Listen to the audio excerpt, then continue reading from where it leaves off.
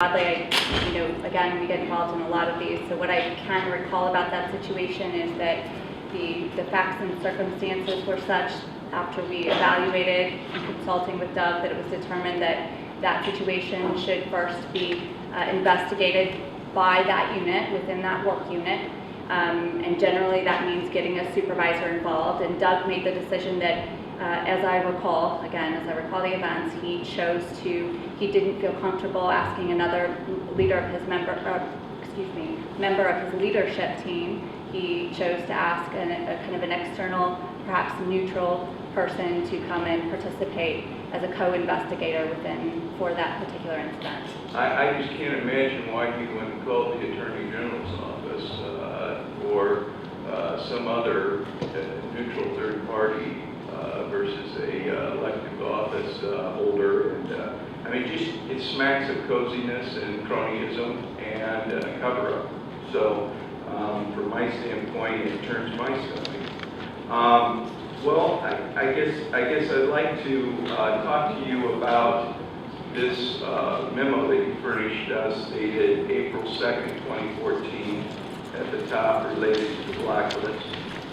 On that memo, it talks about the reasons why applicants were removed from potential rehire.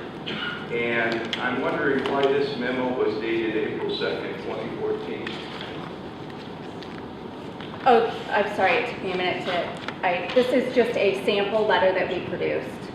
This is just a sample. As I understood it from yesterday's meeting, there was a question about wanting to know what a sample letter looked like at the time of notification.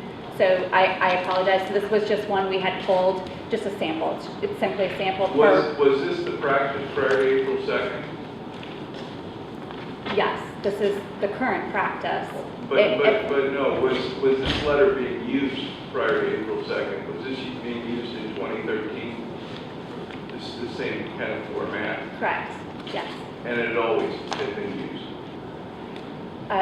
So this is the disqualification letter that goes out at the time that an applicant applies for a position, if they are indeed in exclusion status. This is, could I tell you that this is the exact memo that's been used for years and years? No, I can't tell you. I can tell you that the memo did change. I can tell you for certain in 2010, but this is kind of a templated letter, so generally I can tell you, yes, this has been going out. So is in terms of the data that's being kept on record, do you classify for EEO purposes the ethnic background of any of the individuals that are on the do not hire list for the purpose of exception reporting? So at the time of hire, we would ask for that information from an applicant or an employee, but do we track that in coordination with the exclusion? So we would have that information if they disclosed it within our system. I think we decided there wasn't a list, there was a database, and we went through painstaking, and we got a point of order called on me for saying, I thought they were artful in their designation, but it was a list, a data list, a database list, whatever you want to call it. But in that list, it certainly would state what they're self-describing as. I would have to look at that. We have several systems. I'd have to look and see if within where the exclusion status is coded, we have several systems that don't talk to each other. So I'd have to look in that database. I can't tell you that, but I can get there. I can confirm if that's coded within the same place where the exclusion status is coded. Okay. Well, and that brings me to my next point. I want to talk a little bit about diversity and affirmative action. As a best practice with respect to SHRM, and kind of what we know are best practices as it relates to trying to attract and bring in new employees into the workplace, how do you control that effort when people are hiring at will and they're not advertising for jobs, how do you actively recruit minorities for positions if these positions are not posted and if these positions are not made available to the public? How do minorities or women ever get a break? Well, I can, it's a broad question. First I want to point out that those positions that are not merit are not required to be posted in brass ring. That doesn't mean they're not being, number one, and not all of them are.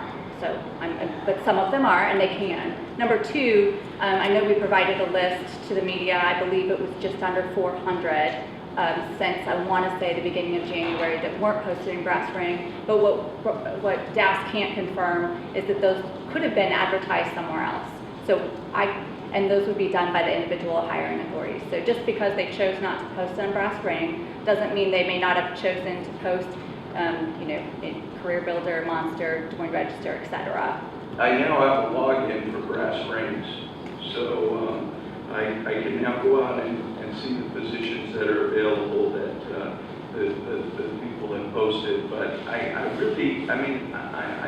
want to be very clear about how important it is for us to try to attract a more diverse workforce and to try to extend opportunity to all folks. So I went to the EEOC site on your website and I wanted to check your statistics for how well you're doing, because I'm an old HR guy myself, and I wanted to see kind of what your numbers were looking like.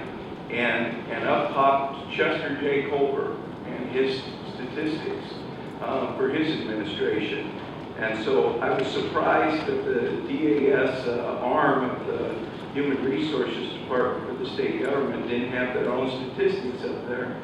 And I talked about it on the floor and in point of personal privilege. And the next day, I went to pull up the memo for this meeting, and up popped Governor Branstad's statistics for EEOC. So I found it interesting that this was loaded onto the website within the past week. But I guess the confidence that I needed to hear from you from the standpoint of at-will employees and how we're trying to attract a new, diverse, and I think ethnically diverse workforce that offers opportunities to women and minorities. I wanted to hear that at-will really should go through some kind of posting procedure as a best practice. And I just want to understand that, from your standpoint, it's still the best practice. I mean, we talked about referrals, but it's still the best practice to try to advertise and recruit, because that's what we learned in the HR world, is we want the best pool of applicants possible. I do agree. I thought I stated that earlier, but of course I agree that anytime you have the ability to post and to get it to attract a broader audience, of course I agree with that statement. And I don't know, if I were a minority, I guess I am in a way, but if I am a minority, I would want to know that I have a shot at these jobs. Doesn't mean I'm going to get the jobs, but I at least know what's out there. And this is state government. These are tax dollars. That's what we're running here. This is an enterprise. This isn't a family business. And I'm comforted by the fact that you believe that best practices is to advertise for these positions, because I think that's the direction we want to go. And the bill that I think we'll be presenting is the best practice. So. And I think that I stated earlier that anytime I have the opportunity, I do advise, even if it is a non-merit position, I certainly advise that they be posted. And when I've had the opportunity to have a non-merit position posted, I have done that. So yes, I agree with you. And I really appreciate your honesty. I appreciate your professionalism as it relates to your belief, and I think we share similar beliefs as it relates to these items. I do want to follow up on the sexual harassment. I do want to follow up on violence in the workplace. I do want to review your management employer manuals as it relates to HR and hiring, posting, termination, disciplinary actions. I want to review all of those Sure. procedure manuals. And I thank you very much for being with us. And Jim, I just wanted to say to you, I've known you now for, well, I guess I came in here 22 years ago.